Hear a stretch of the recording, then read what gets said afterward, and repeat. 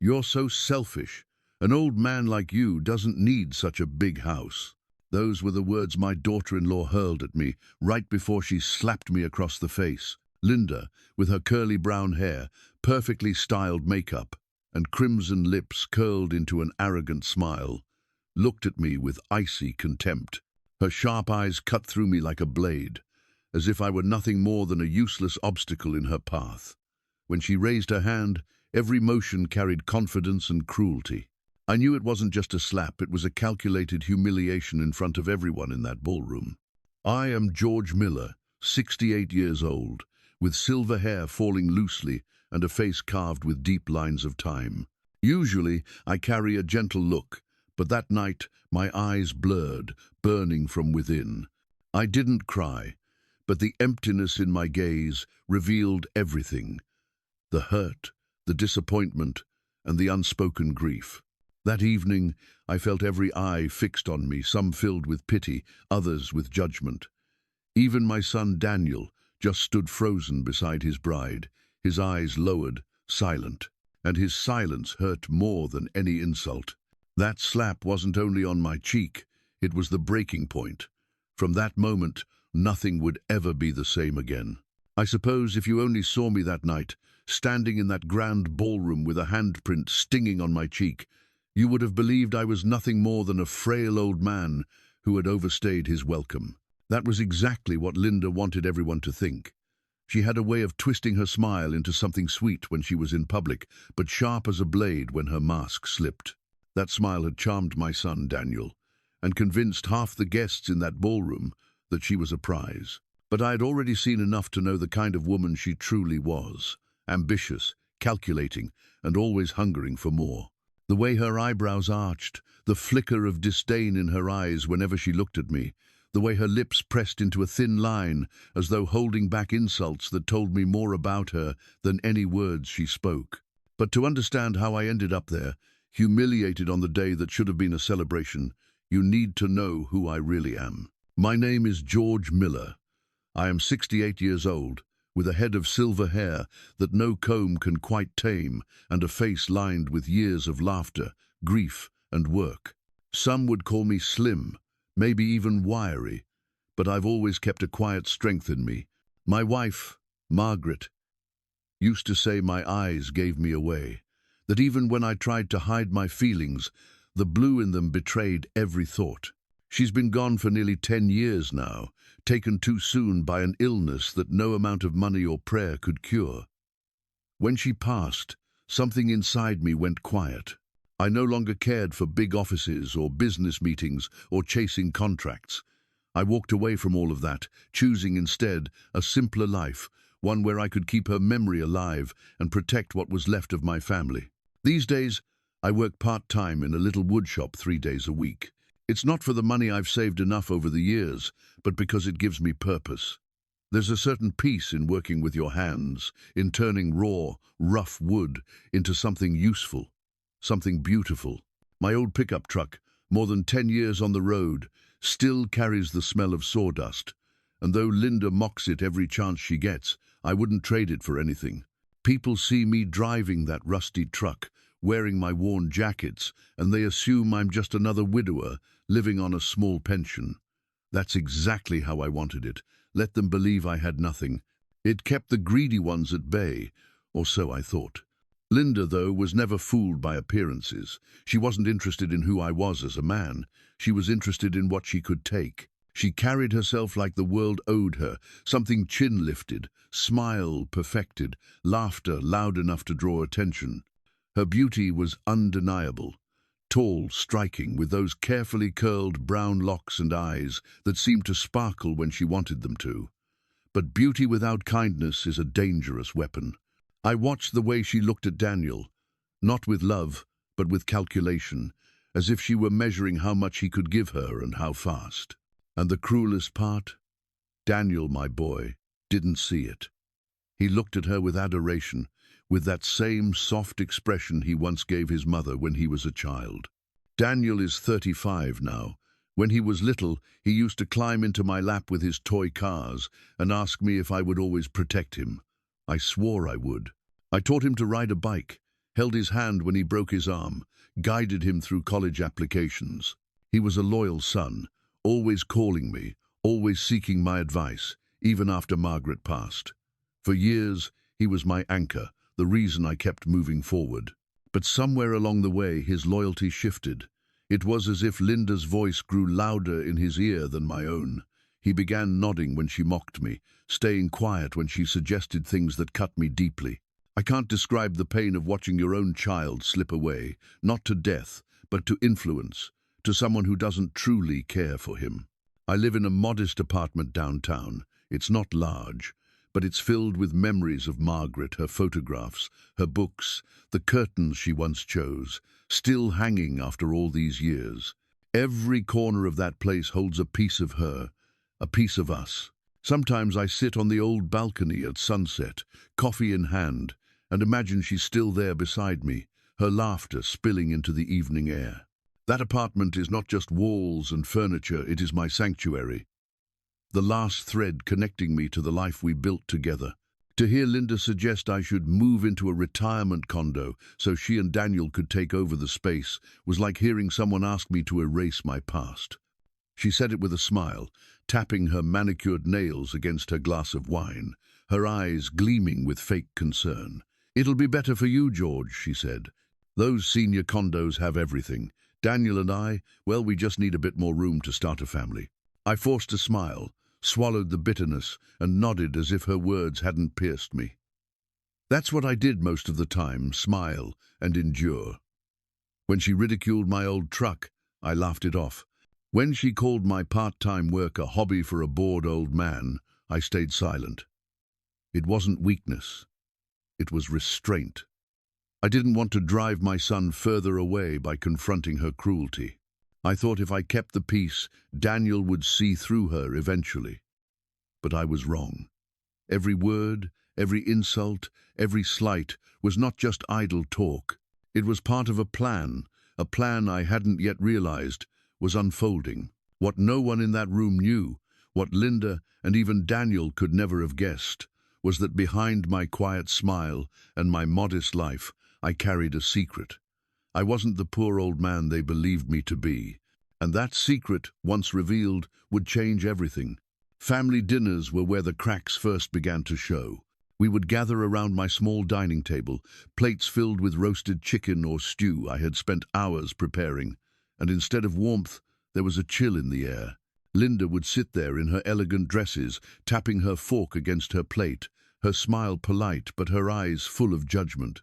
She'd glance at my old curtains, at the worn-out armchair by the window, at the faded photographs of Margaret and me on the walls, and every look felt like a silent criticism. Then she would open her mouth and make it clear. "This place feels so cramped," she'd say with a soft laugh that barely hid the venom. "George, you'd be so much happier in one of those retirement condos. They're safer too, you know. No stairs, no clutter. Daniel and I could make this space perfect for raising a child."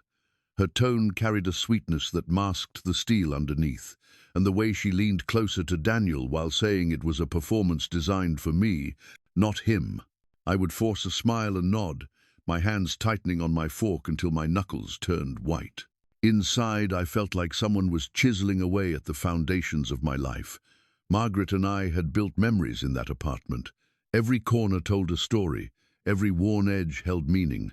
To hear Linda talk about it as if it were nothing more than real estate waiting to be claimed felt like a knife sliding between my ribs.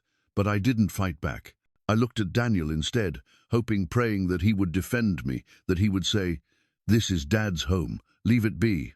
But Daniel stayed silent, staring down at his plate, pretending not to notice. His jaw would tighten, his eyes would flicker, but no words came out. That silence was worse than any insult. The comments didn't stop at the dinner table. One afternoon, Linda saw me pulling up in my old pickup. She was standing outside their building, phone in hand, looking as glamorous as always. The moment she spotted the rust along the bumper and the faded paint, her lips curled into a smirk. "Still driving that antique?" she called out, loud enough for people around to hear. "Daniel, maybe you should convince your father to treat himself to something modern. It's embarrassing, isn't it?" She laughed, tossing her hair back, the sunlight catching on the gold earrings dangling from her ears. That laugh still echoes in my head, not the laugh of joy, but the laugh of someone who wants others to feel small. I swallowed hard, forcing another smile, as if the words hadn't burned. Inside, though, I could feel my dignity shrinking with every jab. I told myself it was nothing, just words, just a young woman trying to assert herself. I reminded myself that I was 68, not 28, and that my patience should be greater than my pride. But at night, when I sat alone on the balcony with Margaret's photograph beside me, the words replayed in my head. I would trace the frame of her picture, remembering the warmth of her face, the softness in her eyes, and wonder what she would say if she were here. Would she tell me to fight back? Or would she tell me to endure for Daniel's sake? My heart leaned toward endurance, but my pride, it was slowly cracking. What pained me the most was not Linda's arrogance, but Daniel's transformation. He had once been my shadow, a boy who followed me into the garage, who begged to learn how to hammer nails, who sat wide-eyed when I told him stories of my first business deals. Now he was distant. He looked at me with pity sometimes, as though he believed Linda's version of me, the poor old man, living on scraps, unable to keep up with the modern world. When I caught him glancing at my jacket with its frayed sleeves, his lips pressing together in quiet embarrassment, I felt a sting sharper than Linda's insults. It wasn't just that my son had changed. It was that he was slipping further and further away from me, swallowed by the gravity of her influence. I endured all of it in silence. I laughed when I should have argued. I nodded when I should have refused. I pretended not to notice when Linda whispered things under her breath that were meant to cut me. My philosophy was simple. I had already lost my wife. I couldn't bear to lose my son. So I swallowed the hurt, convinced myself that family was worth the sacrifice of pride. But as the days passed, I started to notice things that unsettled me. The way Linda's smile lingered when she walked through my apartment, her eyes scanning each corner like a buyer inspecting a property. The way Daniel avoided my gaze whenever the topic of living arrangements came up, his fingers fidgeting with his napkin, his lips parted, as if words wanted to escape, but were trapped by fear.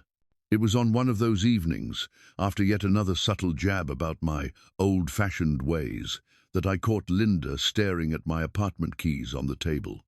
Her gaze wasn't casual, it was calculating, hungry. Her lips curved into the faintest smile, one that sent a chill down my spine. I tried to brush it off, telling myself I was imagining things, but deep down, I knew. She didn't just want me to move out, she wanted the keys, she wanted control. For weeks, I told myself it was just talk, just the overconfidence of a young woman with big ambitions. I convinced myself Daniel would never allow it to go that far. But the unease grew heavier, pressing on me every time I looked at them together. I didn't yet realize that what I dismissed as idle words was only the beginning. I thought it was just talk. But I was wrong. They had a plan. The first time I realized it wasn't just harmless talk was one quiet afternoon. I had stopped by Daniel and Linda's apartment, unannounced, carrying a box of tools he had asked for weeks earlier. The hallway smelled of floor polish and faint perfume, the kind that always seemed to cling to Linda wherever she went. As I reached their door, I heard her voice sharp, hushed, but dripping with venom. "He's old and naive," she whispered into her phone. "That downtown apartment will be ours soon. He doesn't need it. He doesn't even deserve it." My hand froze mid-air, knuckles inches from knocking. For a moment, I thought I had misheard, but then she laughed a cold, satisfied laugh and added, "Daniel will get him to see reason. If not, we'll push harder." I stood there, my chest tight, fingers gripping the handle of the toolbox until my palms ached. My instinct was to storm in, to confront her, to demand she explain herself. But instead, I turned and walked away silently, each step heavy as though my boots were made of stone. Outside, the world carried on as usual. Cars honked, children played, the sun shone, but inside me, something cracked. That wasn't idle chatter anymore. It was a plan forming, a scheme wrapping itself around my life like a snake tightening its grip.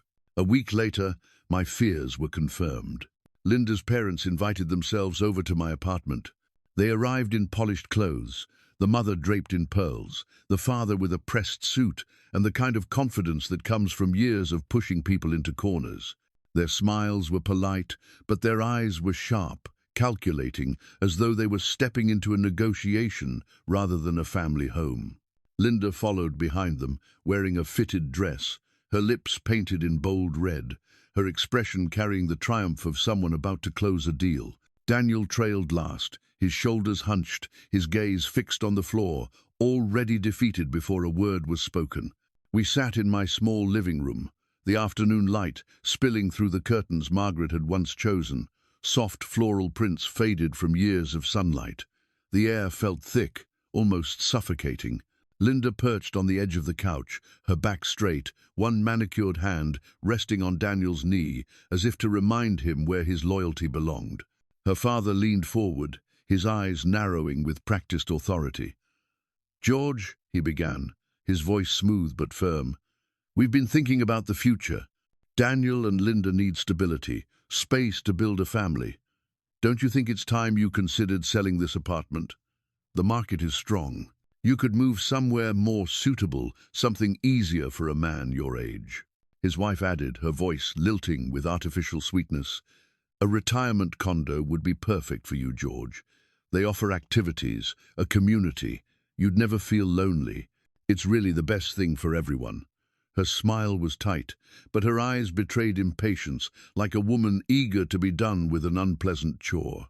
I looked at each face in turn. Linda's lips curled into a faint smile, her eyes gleaming with anticipation, as if she were already picturing herself redecorating my living room. Her father's brow furrowed with condescension, his mouth twisting into a look that suggested he thought I was being stubborn before I had even opened my mouth. Her mother blinked slowly, her expression a practiced mask of concern that barely hid her disdain. And then there was Daniel, my son. His head bowed, his hands clasped together, his jaw clenched. He didn't look at me once. His silence screamed louder than any of their words. My heart hammered against my ribs. I wanted to shout, to tell them this was my home, built from decades of work, filled with memories they couldn't possibly understand. I wanted to remind them that this was where Margaret and I had lived, where we had laughed, where we had grieved, where love had once filled every corner. But I said nothing. I sat quietly, hands folded on my lap, forcing myself to breathe slowly. My face remained calm, though inside my blood boiled, the betrayal clawing at my chest. When they finally stood to leave, Linda lingered a moment longer by the door. She tilted her head, her eyes meeting mine, and for a second her polite mask slipped. Her lips curved into a smug smile, a flash of triumph glinting in her gaze. It wasn't the smile of a daughter-in-law.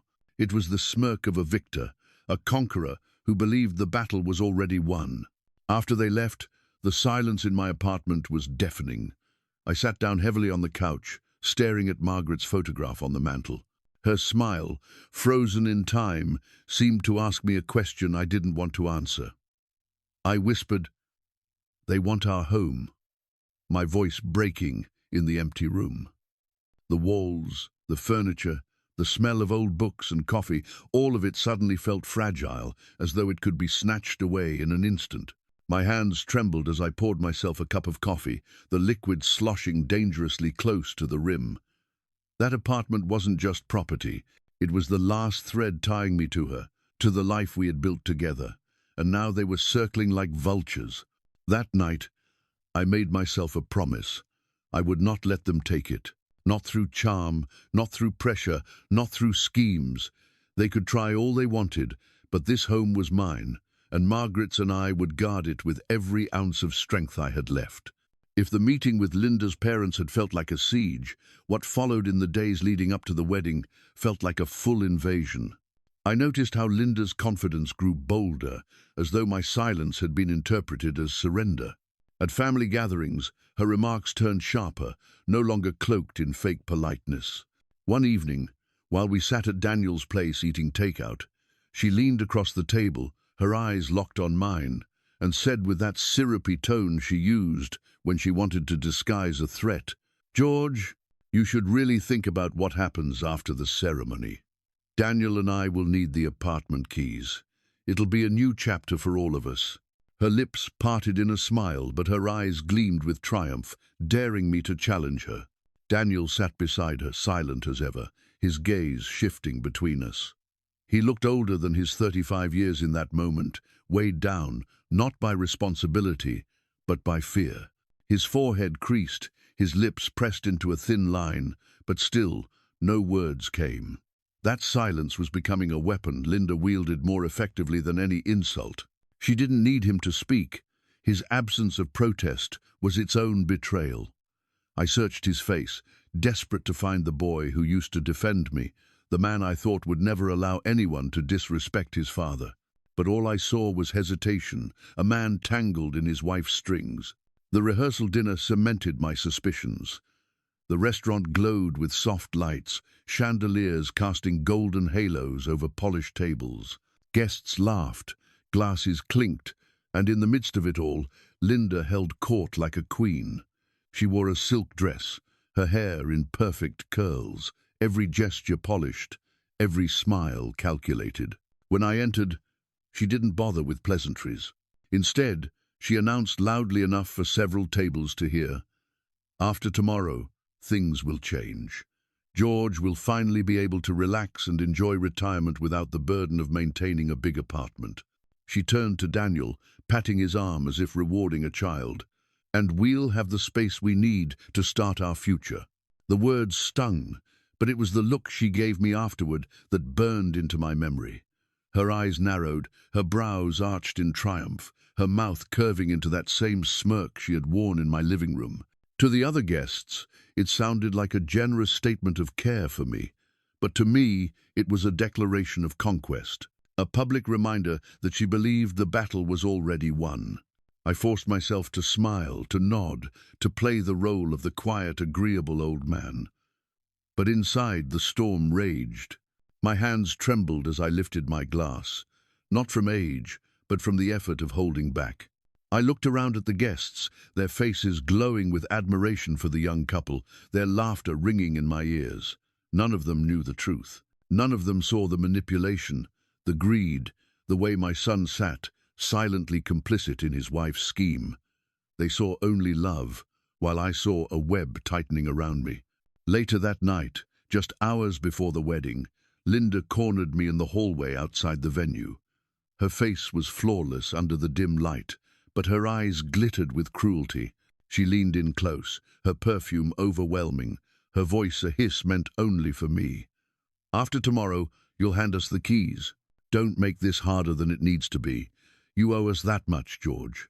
Her smile widened, as if she had already claimed victory, as if my compliance was nothing but a formality. I stared at her, my jaw tightening, the muscles in my face betraying the anger I struggled to contain.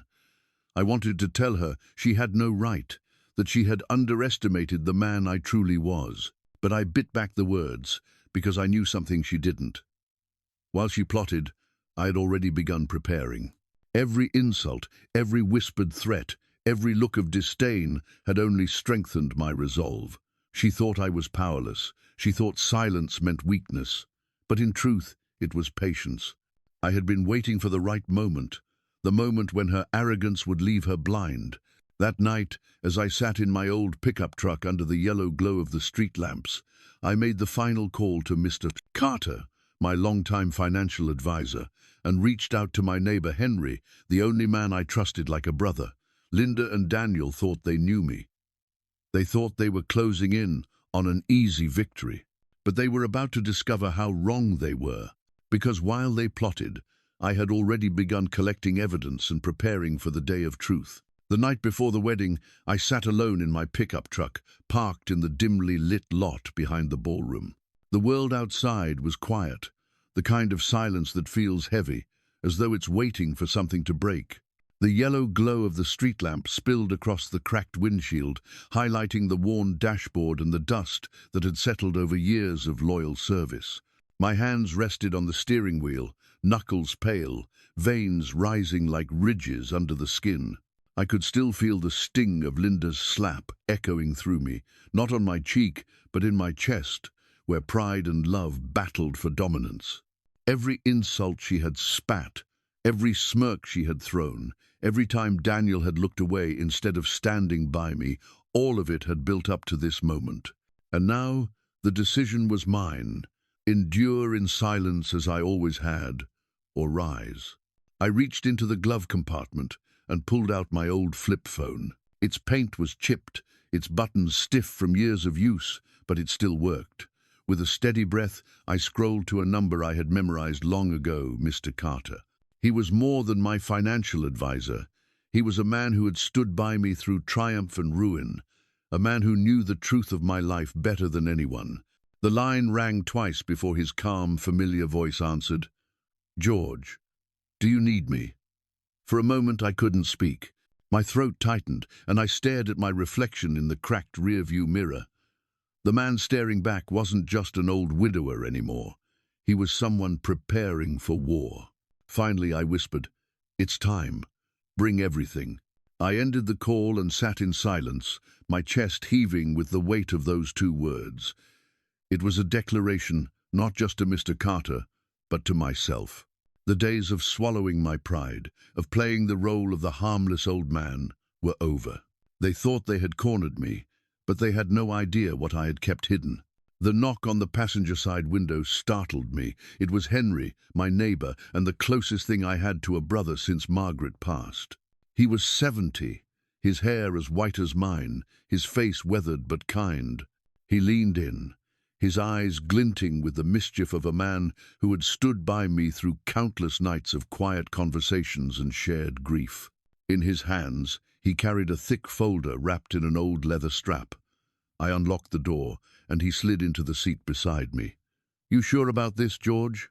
he asked, his voice low, cautious but loyal. I took the folder from his hands, feeling its weight like the weight of truth itself. Inside were bank records, property deeds, investment portfolios, and most importantly, the receipts and statements proving every debt I had covered for Daniel over the years. Rent arrears, overdue credit cards, car payments, even the deposits for the wedding itself, all paid quietly, without a word, because that's what fathers do. I had carried his burdens so he could walk freely, and in return, he had turned his back on me. My jaw clenched as I flipped through the papers, the numbers blurring together, each one a testament to my sacrifice and his betrayal.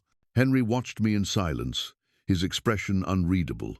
Finally, he said, "They think you're broke, don't they?"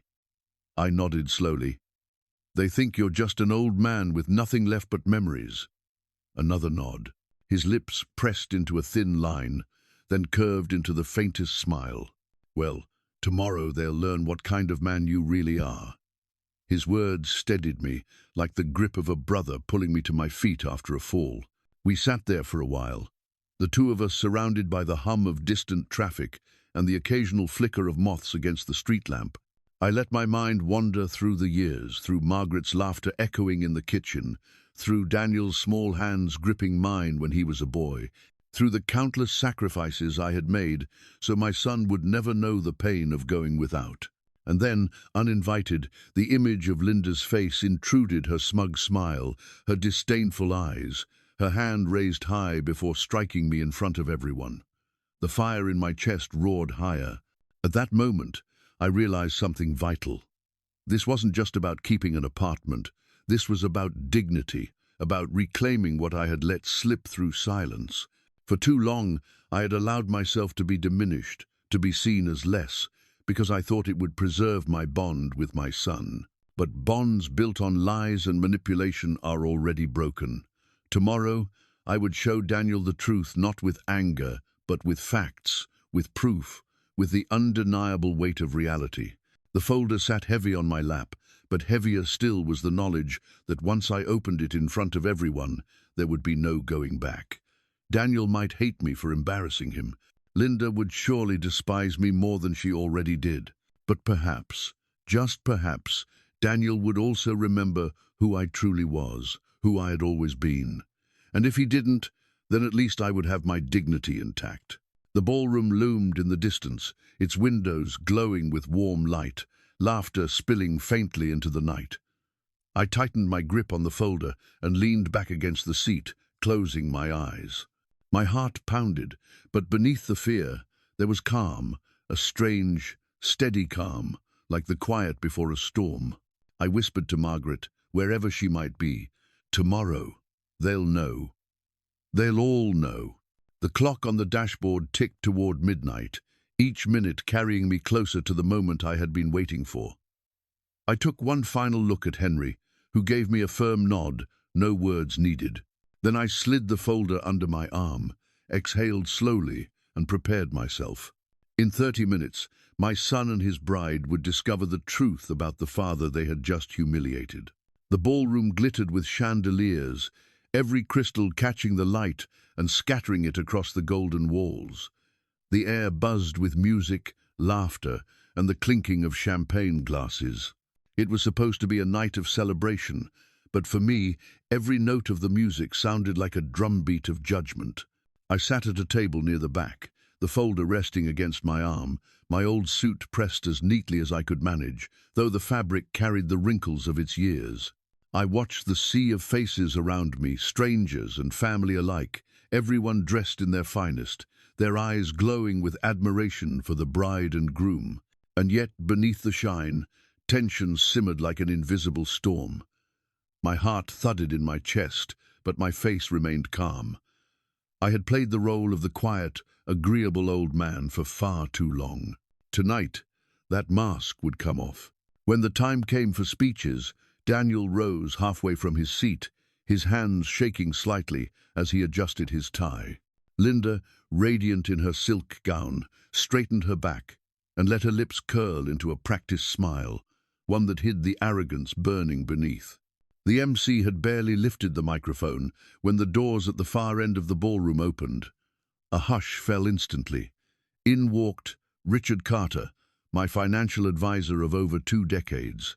He cut an imposing figure, despite his age, his dark suit pressed flawlessly, his silver hair combed back, his expression steady and unyielding.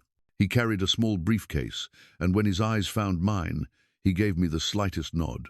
Conversations faded into silence, forks and glasses paused mid-air.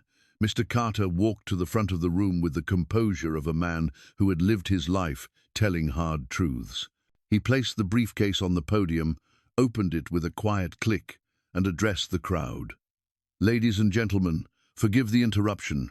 My name is Richard Carter, and I have been George Miller's advisor for more than 20 years. Tonight, I cannot remain silent. There are truths that must be spoken, truths about the man many of you see sitting quietly at the back of this room." Every head turned toward me. I felt the heat of their stares, the weight of curiosity pressing down, but I did not flinch. I sat with my hands folded, my eyes steady, my breath slow and deliberate. Linda's eyes widened, the confident curve of her lips faltering. She leaned toward Daniel, her manicured nails digging into his arm. "What is he doing here?" she hissed, her voice sharp enough to cut glass. Daniel swallowed hard, sweat beading along his hairline, his Adam's apple bobbing as he struggled to form words. But his mouth only opened and closed like that of a drowning man gasping for air. Mr. Carter's voice rang out again, calm and deliberate, yet every syllable landed like a hammer striking stone. "For the last 3 years, George Miller has been carrying the financial burdens of his son and daughter-in-law. He has paid their overdue rent. He has covered their car loans, their credit cards, even personal debts they never dared speak of. And yes, he paid for this wedding. Every flower arrangement, every polished chair, every drop of champagne in your glasses tonight, it came from him." The words hit the room like thunder. Gasps rippled across the tables, hands flew to mouths, guests exchanged wide-eyed glances. "He paid for the wedding," one woman whispered. "All of it?" another murmured. Phones emerged discreetly from pockets and purses, screens glowing as guests began to record what they realized was no longer a simple celebration, but a spectacle. The golden glow of the ballroom dimmed beneath the harsh spotlight of truth. Linda's mask cracked completely. Her smile vanished, replaced by a twisted sneer. Her eyes blazed with fury, her face flushing a deep crimson beneath the makeup. She slammed her hand onto the table, the sound echoing like a gunshot. "That's a lie," she screeched, her voice shrill and trembling. "He's just trying to humiliate us because he's jealous, because he has nothing. Look at him, an old man clinging to scraps." Her words rattled in the air, but even as she spoke, Mr. Carter calmly laid down document after document, bank statements, copies of checks, receipts, all signed by my hand. Evidence undeniable and cold as steel. The murmurs grew louder, turning into a tide of judgment that crashed over Linda. "My God, it's true," someone said near the front. "He paid everything." Another voice whispered, "And she treated him like that?" The atmosphere had shifted entirely. The chandeliers still sparkled, the music still played faintly in the background, but the ballroom was no longer a place of joy. It was a courtroom, every guest a jury member, every whisper a verdict. Daniel's face crumbled as he stared at the papers. His shoulders slumped, his eyes glistening with tears he fought to hold back.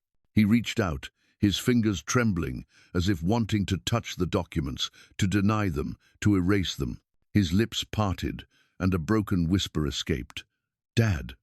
The word was soft, almost drowned in the noise of the crowd, but I heard it.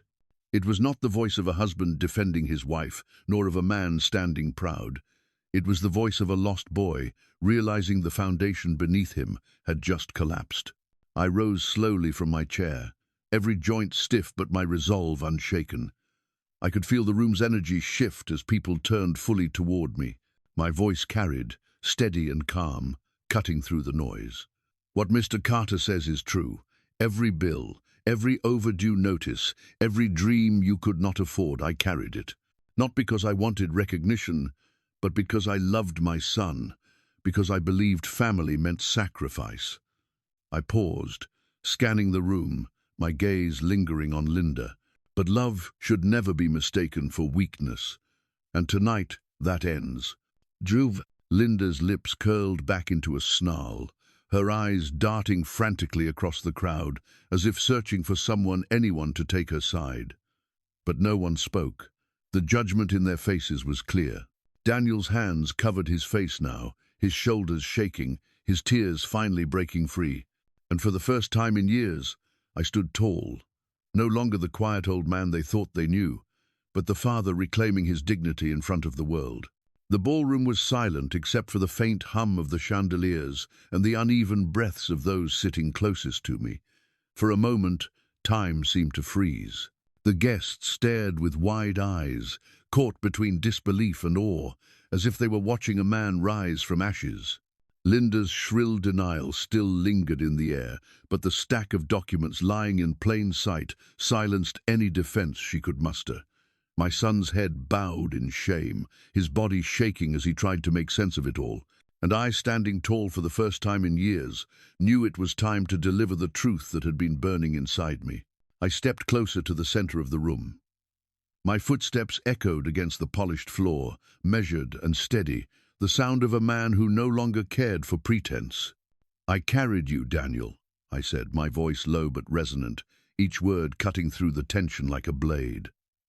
"For years I carried the weight of your mistakes, your debts, your choices. I paid because I thought I was giving you a chance to rise, to find your own strength. And I stayed silent because I thought love meant sacrifice. But tonight, I realize silence has only made me invisible, and sacrifice has been mistaken for weakness." Gasps rippled again. I pulled another document from the folder, this one stamped and notarized only days earlier. I held it high enough for all to see. "This is my will," I declared, my voice ringing with finality. "It no longer leaves anything to Daniel or Linda. Every property, every account, every asset I've built will go to charities for seniors who have been abandoned, mistreated, or left without dignity. If my family cannot value me for who I am, then my legacy will serve those who do." The words fell heavy, shaking the very foundation of the room. Linda's mouth fell open, her carefully constructed composure crumbling in an instant. She shot to her feet, her chair screeching across the marble floor, her face twisted, her eyes wild with desperation, her lips trembling between a snarl and a plea. "You can't do this," she screamed, her voice cracking. "You owe us. You can't just throw everything away on strangers." Her hands shook violently, her manicured nails clawing at the air, as though she could rip the will from my hands. But I did not flinch. My gaze remained fixed on her, steady and unyielding. "I owe you nothing," I said, my voice calm, almost gentle, though it carried the weight of steel. "A parent's love is a gift, not a debt. A home is a place of memories, not a prize to be seized. And dignity, my dignity, is not yours to take." Daniel finally broke. His hands dropped from his face, revealing tears streaming down his cheeks. His lips quivered as he whispered, "Dad, I didn't know. I didn't realize." His voice collapsed into sobs, the sound of a boy lost inside a man's body. He sank to his knees before me, his head lowered in shame, his shoulders heaving with regret. Guests shifted uncomfortably in their seats, some turning away, others staring in stunned silence, unsure whether to pity him or scorn him. Linda's rage only grew. She spun toward the crowd, her voice shrieking. "Are you all just going to sit there? He's lying. He's manipulating all of you, don't you see?" But her words rang hollow, drowned by the whispers spreading like fire through the room. She slapped him. He paid for everything. He left it all to charity. The jury had spoken, and no defense could undo it. I placed the will back in the folder and straightened my jacket, the fabric old but suddenly feeling like armor. My eyes swept across the room, meeting the gaze of the guests, friends, distant relatives, strangers, every one of them now witnesses to my reclamation of self. "I may be old," I said, my voice steady, "but I am not weak. I may be quiet, but I am not blind. And from this day forward, I will no longer allow silence to be mistaken for surrender." The ballroom, once glittering with joy, had transformed into something else entirely, a stage of reckoning, a theater of truth. The chandeliers still sparkled, but the light no longer belonged to the newlyweds. It belonged to me, to the truth, to the dignity reclaimed in the face of betrayal. Linda collapsed back into her chair, her body trembling, her face streaked with mascara as tears finally broke through her anger. Daniel remained on his knees, unable to lift his head, his sobs echoing softly in the heavy silence. The guests whispered, recorded, judged, but no one dared to interrupt. The night was no longer theirs. It was mine. And as I turned and walked slowly back to my seat, I knew the truth had finally been spoken, and there was no taking it back. The morning after the wedding felt strangely still, as if the world itself were holding its breath. I woke early, out of habit, and sat on the balcony with a steaming mug of coffee in my hands. The city stirred slowly below me, cars crawling along the streets, neighbors shuffling out with newspapers under their arms. Yet despite the hum of life all around, my apartment felt wrapped in silence. It was not the silence of loneliness, it was the silence of survival, of peace reclaimed after a storm. The ballroom spectacle had ended only hours before, but already it seemed like a lifetime ago. Word spread quickly. I did not have to ask, did not have to dig for information. The phone calls from curious acquaintances, the murmurs of neighbors who had cousins or friends at the wedding, each carried the same tale, retold with the kind of relish that gossip invites. They spoke of Linda's face, crimson with fury, her shrieks echoing across marble floors. They described Daniel, broken and sobbing, unable to raise his head. And always they circled back to me, the quiet old man who had stunned the room with truth. I became a story told at dinner tables, a reminder whispered to greedy children. Do not mistake silence for weakness. But behind the whispers was a harsher truth. Daniel did not call. The phone on my nightstand sat heavy and mute. For 35 years, my son had been my anchor, my purpose. Yet now, in the aftermath of exposure, he drifted further and further away, as though ashamed not only of what had been revealed, but of himself for letting it happen.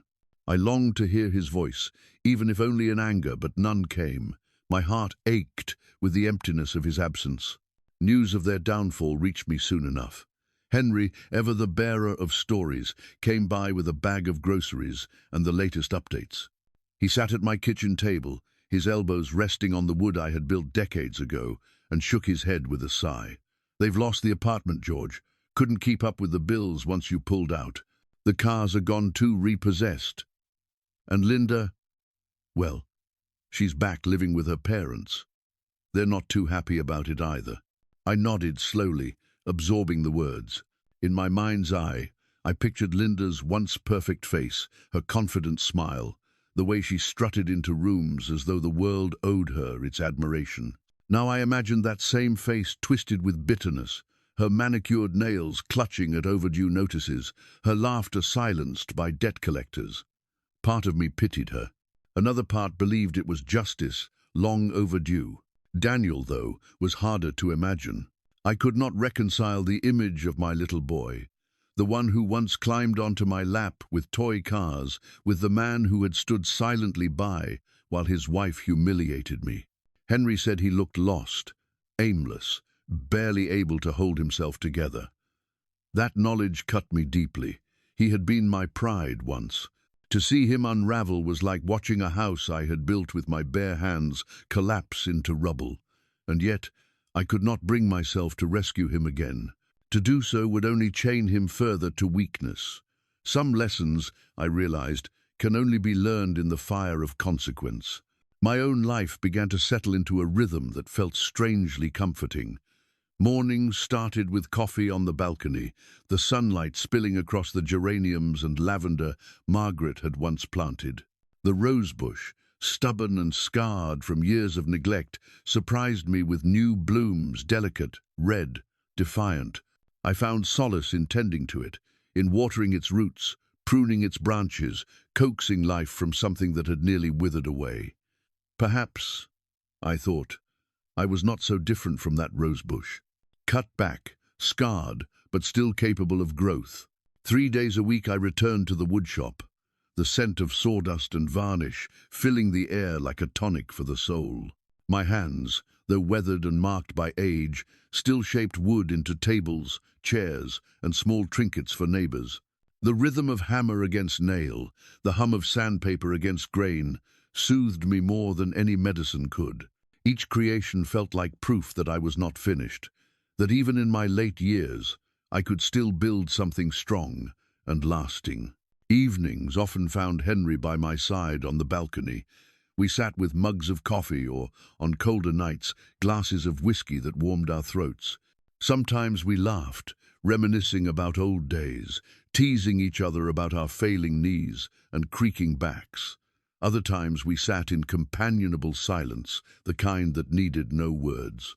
His presence reminded me that friendship, unlike blood, is chosen, and sometimes chosen bonds prove stronger than inherited ones. Still, the ache of Daniel's absence never fully left. When I walked through the park and saw fathers tossing balls to their sons, or when children's laughter carried on the breeze, I felt a heaviness in my chest. I had dreamed once of grandchildren filling my apartment with noise and chaos, of passing down stories and wisdom, of becoming the old man children ran to for comfort. That dream had withered, and no rosebush could revive it. But grief, I discovered, does not have to be a prison. It can be a teacher, reminding you to cherish what remains rather than mourn what has been lost. One night, as I locked the woodshop and stepped into the cool air, I found myself speaking aloud to Margaret. "You'd have been proud, love," I whispered. I stood up. I didn't let them take what was ours. I finally remembered who I am. For a moment, I almost felt her beside me, her hand on mine, her eyes shining with approval. Perhaps it was only memory, or perhaps it was something greater. Either way, I carried the warmth of her presence home with me. Life did not suddenly become perfect. Bills still needed paying, aches still throbbed in my bones, and loneliness still knocked at the edges of my days. But there was peace now, a quiet strength that filled the spaces where despair once lived. I was no longer a man defined by what I sacrificed for others. I was a man who had reclaimed himself, who had chosen dignity over deception, truth over silence. And so, on a golden morning as the city stirred awake, I sat on my balcony, coffee steaming in my hands, the rosebush blooming defiantly at my side.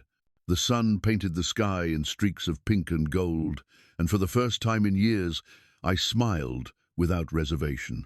I may have lost a son, I whispered into the breeze, but I found myself again. When I look back on it all now, I realize that family is meant to be a source of strength, not a chain that drags you into despair. For too long, I believed that love meant silence, that sacrifice meant giving until there was nothing left of me. I thought protecting my son from the truth was the way to keep him close. But the truth is, silence can become a prison, and sacrifice without boundaries only teaches others to take without gratitude. I don't share this story to paint myself as a hero or to shame the people who failed me. I share it because I know there are fathers and mothers out there who are living in that same quiet pain, parents who are giving away their dignity piece by piece, hoping it will buy them love. To those parents I say, your worth is not measured by what you give away. Your worth is in the years you've lived, the wisdom you carry, the love you've already poured into your children. Do not let anyone, not even family, convince you that your value has expired. Age does not make us useless. If anything, it makes us sharper, stronger, more resilient than we know. We've survived storms, we've endured losses, we've learned what it means to stand alone and still rise again. Dignity is not a luxury, it is our birthright. And sometimes the bravest act of love is not in what we give, but in what we refuse to surrender. I may have lost the bond I once had with my son, and that wound will never fully heal. But I gained something that no betrayal can ever take away. I found myself again. And in finding myself, I discovered that peace does not come from being needed, it comes from being true to who you are. So if my story has touched your heart, I ask you to carry its lesson forward. Stand tall, protect your dignity, and never forget that your voice matters, no matter how many years you've lived. Somewhere out there, another father or mother is waiting to be reminded that they too are worth more than silence.